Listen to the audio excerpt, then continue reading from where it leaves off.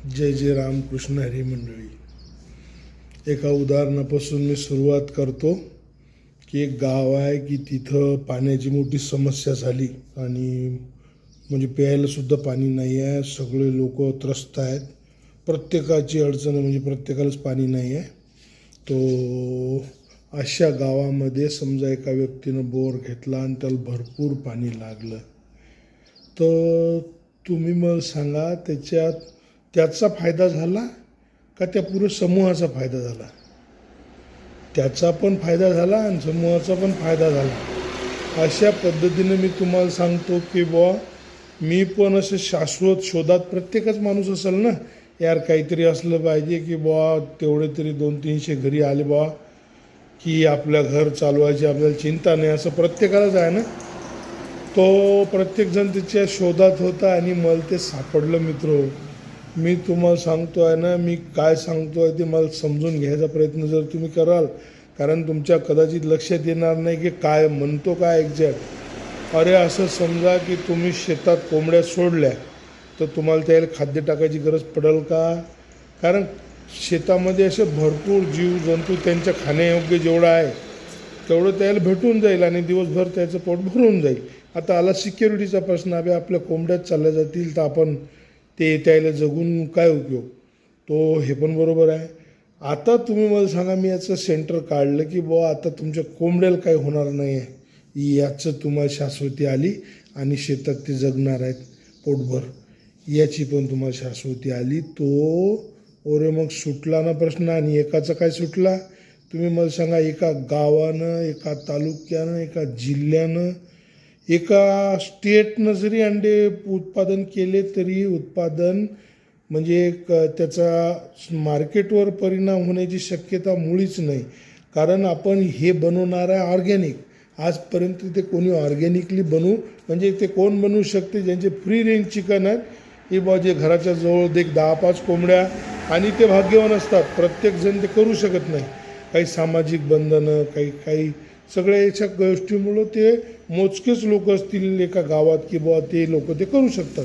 आणि आता हे सर्व लोक करू शकतील याच्यात हिंसा न करता. कारण आपल्याला जर आपल्या देशामध्ये लाईफस्टॉक वाढवायचा आहे तर म्हणजे सर्वजण हे करणार असतील तर त्यांना लाईफस्टॉक कोंबड्याची गरज पडेल ना. मग त्यांना कोंबड्या पुरवणारे पाहिजेत. मग त्यांचे जो अंडे जास्त झाले तर त्याच्यातून हॅचरीतून पिल्लं काढणारा पाहिजे. तो मी तुमच्यासाठी आहे की म्हणजे तुम्ही एका जिल्ह्याभरातून जरी तुम्ही उत्पादक असले तो त्याच्यासोबत आहे ना एक हॅचरीवाला सोबत असणं जरुरी आहे. आणि ते असं नाही मशीन लावा, पिन टोचा आणि पिल्ले काढा. ते डेंजर कठीण काम आहे. म्हणजे जसं की तो डॉक्टर सर्जरी करते तो त्याला काय समजलं 5 वर्षात ते समजा लागते तेव्हा ती मशीन चालवली जाते आणि ती मशीन चालवण्याचा पूर्ण अनुभव माझ्याकडे आहे. तर आपण जर का समूहात जर कोणी अंडे उत्पादन करत असेल ना तर त्यांचा प्रश्न असेल की अंडे विकायचे कोणाला, तर तो मी आहे. मग मी ते विकत घेऊन ते हॅचरीतून पिल्लं काढील आणि माझं एक युनिट चालू होईल. तो और याच्यात म्हणजे होऊ शकते की बा आता ते प्रॅक्टिकल बनवणं चालू आहे की बा अनसीन प्रॉब्लेम येतात आमच्या इन्व्हेन्शन क्षेत्राचा. हे एक गोष्ट आहे की बा कल्पनेत तर सगळं काही बरोबर बसते, हे सगळं तर बरोबर आहे यार, आता याच्यामध्ये काही तर अडचण नाही येणार. परंतु वास्तवात तुम्ही त्याला उतरवताना बऱ्यापैकी अडचणींना सामना, पण ते चांगलं असते. त्याच्यातून काय होते तेवढं सॉल्व झालं तर तुम्ही जितले ना. मी तुम्हाला सांगतो की आता ते एक राजाची गोष्ट आहे ना, ते म्हटले की बा आमच्या राजकुमाराचा पाय जमिनीवर नाही पडला पाहिजे, एवढे कातडे तुम्ही आथरा की आमच्या म्हणजे रिवराजाच्या पायात म्हणजे काही रुटलं नाही पाहिजे. तो आता राजाचा चिरंजीव आहेत बा, त्याच्यासाठी करायला लागेल. पण त्याच्यामध्ये म्हणतात एका म्हणजे कोणीतरी त्याच्यामध्ये इन्व्हेन्शन काय केलं की त्या लेकराच्या पायालाच चामडं बांधून दिलं की बाबा आता तो कुठेही पाय टाक आणि झाला तो प्रश्न संपला आहे की नाही. तो आता सध्या तर आपली परिस्थिती अशी आहे की आपण पूर्ण रान झाकायच्या मागं आणि आपल्याला ते काही जमणारच नाही आहे. तुम्ही जिथं पाय टाकाल तिथं चामडं आथरायची येईल, कोणाचीच ऐपत नाही आहे. तसंच आपला प्रश्न आहे हा की आपल्याला उत्पन्नाचा शाश्वत सोर्स नाही आहे पण नाही आहे तर आपण ते शोधण्यात आपला वेळ चाललेला आहे.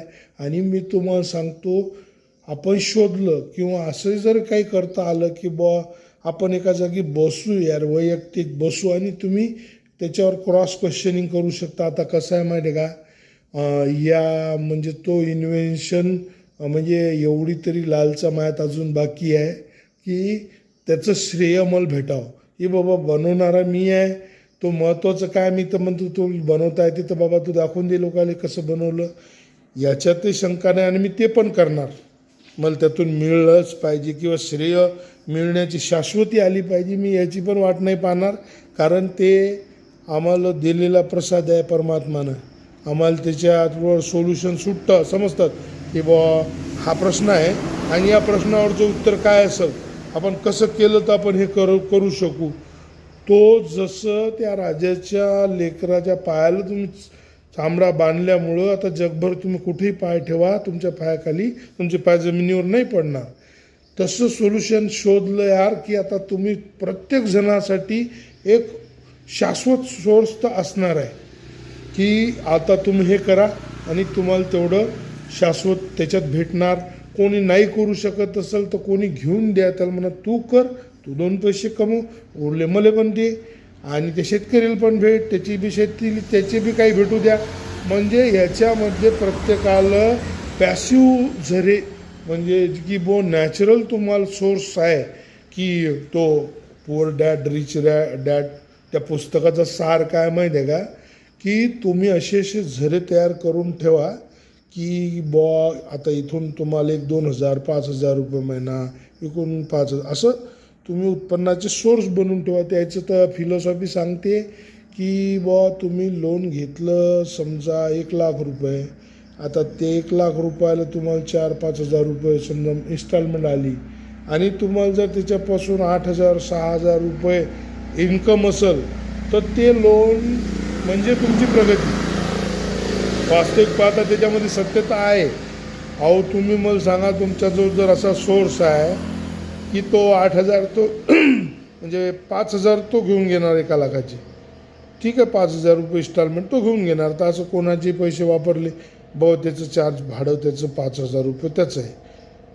परंतु तुम्हाला 5,000 काढून जर 5,000 रुपये जरी उरत असतील अरे तर मग तो हा झरा तुम्ही सुरू करणं अर्जंट आहे ना. आता याच्यामध्ये रिक्स आहे की याच्यामध्ये हे चक्र एखाद्या वेळेस जर रुकलं तर काय होईल. आता पहिल्या महिन्यात तुम्ही जर 5,000 कमवले 5,000 इन्स्टॉलमेंट ठेवली, तो 5,000 एक तुमची ॲडव्हान्स पेमेंट करून ठेवा की बाबा हे माय नेहमीसाठी ठेवा की एखाद्या वेळेस मागं पुढं झालं मग इन्स्टॉलमेंट तुमचा जो ॲडव्हान्स आहे ती काढून घ्या. तो याच्यामुळं तो पॅसिव्ह सोर्स होते ना, लोन जरी असलं तरी. तो मला तुम्हाला 2026 काही शेअर करायचं होतं. तर रामकृष्ण हरी मंडळी.